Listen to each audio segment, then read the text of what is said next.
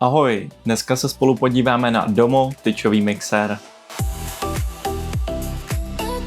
Základní parametry tohoto tyčového mixéru jsou 3 čepele a gumové zakončení, které brání poškození nádoby. Díky technologii Flex tak se nůž pohybuje blíže ke dnu mísy, což zajistí rovnoměrnější a hladší mixování. Mixér jsme si již představili, tak si ho jdeme vyzkoušet v praxi.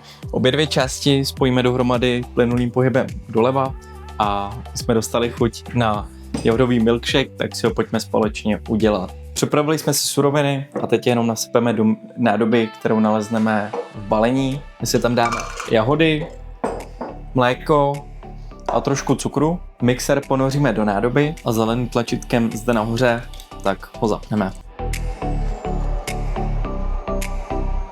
Když mixer dolů zatlačíme, tak aktivujeme funkci Flex, to znamená, že nůž dosahuje úplně na dno nádoby, tím pádem nám tam nezbyde žádné ovoce, které by nebylo rozmixované. Milkshake už máme skoro hotový, jdeme si ho přelejt do sklenice a jednoduše ho vyzdobit.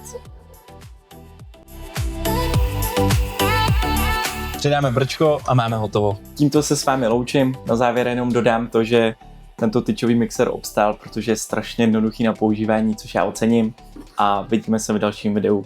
Ahoj!